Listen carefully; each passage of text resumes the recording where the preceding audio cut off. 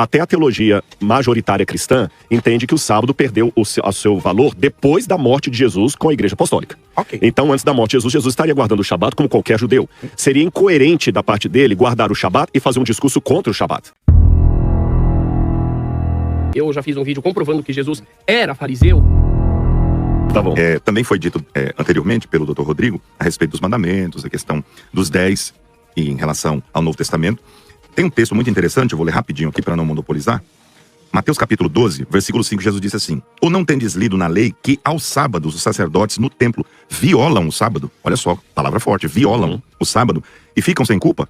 A pergunta que eu faço é a seguinte: se os sacerdotes podiam violar o sábado e ficar sem culpa, e isso faz parte da lei moral, eles poderiam roubar e ficar sem culpa? Eles poderiam matar e ficar sem culpa? Eles poderiam cometer idolatria e ficar sem culpa? Mas é violado a perspectiva de quem? Porque senão, a gente vai ter um problema gigantesco em relação a isso. Então, essa é a questão que eu queria deixar aqui em aberto para os nossos queridos irmãos. Querido pastor, a palavra... Não, o senhor não é obrigado a responder isso, tá? É obrigado sim. Mas o tempo é do senhor. Vamos lá. E tem Colossenses 2 aí. Rabino Ventura já tá ali para responder. Em primeiro lugar, só um detalhe. Eu acho que aquela questão do raciocínio que falou, pelo que eu entendi, pastor Marcelo, o raciocínio é o seguinte: pastor Marcelo quis dizer que do Sinai à cruz temos uma aliança. Da cruz para hoje tem outra. Então, o que vem em termos legais, do Sinai até a cruz, não tem valor para o cristão. Foi isso que você quis dizer? Sim.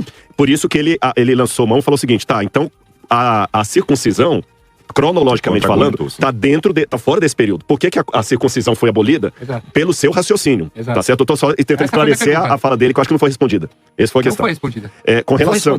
tá, só para entender a lógica da coisa. vai lá. A sua pergunta sobre o sacerdote no sábado. Que viola o sábado. Disse que Eu vou responder em duas etapas. Em primeiro lugar, algumas discussões que eu vejo de Jesus sobre o Shabat não significa que ele considerou o Shabat anulado. Mesmo porque até a teologia majoritária cristã entende que o sábado perdeu o seu valor depois da morte de Jesus com a Igreja Apostólica. Ok. Então, antes da morte de Jesus, Jesus estaria guardando o Shabat como qualquer judeu. Seria incoerente da parte dele guardar o Shabat e fazer um discurso contra o Shabat. Ok. Tá certo? Eu já vi muitas pessoas até falando assim: Rodrigo, Jesus, que pega aquela parte dos judeus falando assim, você transgride o Shabat.